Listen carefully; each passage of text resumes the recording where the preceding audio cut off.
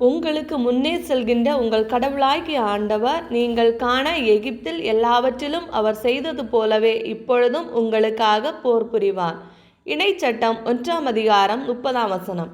இந்திய இறைவார்த்தையோடு talk with God சொந்தங்களுக்கு அன்பு வணக்கம். நான் உங்கள் ஷீபா ஜான். இறைவன் நம் முன்னே செல்கின்றார் என்ற நம்பிக்கையோடு பயணிப்போம் வாருங்கள். இன்று திருவிவிலியம் எழுதல் நாள் 18. தொடக்க நூல் 32ஆம் அதிகாரம் எழுதி முடிச்சாச்சு. சற்று அலசுவோம் வாருங்கள். யாக்கோபு ஏசாவை சந்திக்க தயார் செய்தல், யாக்கோபு இஸ்ரேல் என்று பெயர் மாறுதல் என்ற தலைப்பிலே கொடுக்கப்பட்டுள்ளது. லாபானை வழியனுப்பிய யாக்கோபு தன் பயணத்தை தொடர்கின்றார். கடவுளின் தூதர்கள் வழியாக சந்திக்க இதுதான் கடவுளின் படை என்று கூறி அந்த இடத்திற்கு மகனயீம் என்று பெயரிட்டார். பின்பு ஏசாவிடம் தூதரை அனுப்பி, உம் ஊழியன் யாக்கோபு கூறுவது இதுவே: நான் இதுவரை லாபானின் அந்நியனாய் தங்கியிருந்தேன். மாடுகளும் கழுதைகளும் ஆடுகளும் வேலைக்காரரும் வேலைக்காரிகளும் எனக்கு உள்ளன. பார்வையில் எனக்கு தயை கிடைக்கும்படி என் தலைவரான உமக்கு ஆளனுப்பி அறிவிக்கிறேன் என்று சொல்லுங்கள் என்றார். அந்த தூதர்கள் திரும்பி வந்து, நாங்கள் சகோதரர் ஏசாவிடம் போனோம். அவர் இதோ 400 பேருடன் உம்மை சந்திக்க வருகின்றார் என்றனர். யாக்கோபு மிகவும் அஞ்சி கலங்கி தம்முடன் இருந்த ஆட்களையும் ஆடு மாடு ஒட்டகங்களையும் மந்தைகளையும் 2 பகுதிகளாக பிரித்தார். ஏனெனில் ஏசா வந்து ஒரு பகுதியை தாக்கினாலும் எஞ்சிய பகுதிகளாவது தப்புமே என்று நினைத்து கொண்டார்.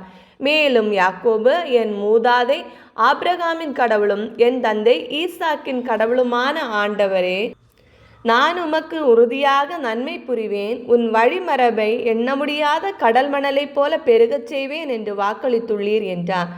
பின்னர் தன் சகோதரர் ஏசாவிற்காக சில அன்பளிப்புகளை கொடுத்து அனுப்பினார்.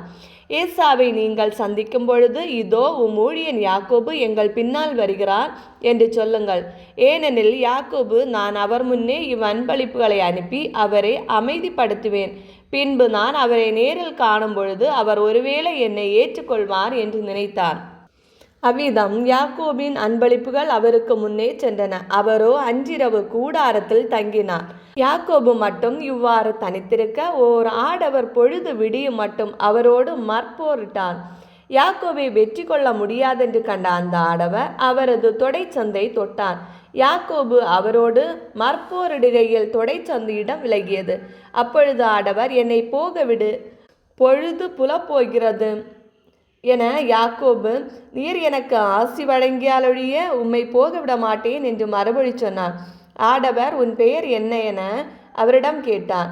அவர், நான் யாக்கோபு என்றார். அப்பொழுது அவர், உன் பெயர் இனி யாக்கோபு எனப்படாது இஸ்ரவேல் எனப்படும். ஏனெனில் நீ கடவுளோடும் மனிதரோடும் போராடி வெற்றி கொண்டாய் என்றார். யாக்கோபு அவரை நோக்கி, உன் பெயரை சொல்லும் என்றார். அவர், என் பெயரை நீ கேட்பதேன் என்று அந்த இடத்திலேயே அவருக்கு ஆசி வழங்கினார். அப்பொழுது யாக்கோபு, நான் கடவுளின் முகத்தை நேரில் கண்டும் உயிர் தப்பி பிழைத்தேன் என்று சொல்லி அந்த இடத்திற்கு பெனியேல் என்று பெயரிட்டான். அவர் பெனியேலுக்கு அப்பால் சென்றவுடன் கதிரவன் தோன்றினான். தொடை விலகியதால் அவரும் நொண்டி நொண்டி நடந்தார். வீடியோ பிடித்திருந்தால் லைக் பண்ணுங்க, ஷேர் பண்ணுங்க, சப்ஸ்கிரைப் பண்ணுங்க, மறக்காம பெல் ஐகானை பிரஸ் பண்ணுங்க. இறையோடு உறவாட எங்களோடு இருங்க. மீண்டும் சந்திப்போம். அன்புடன் உங்கள் ஷீபா ஜான்.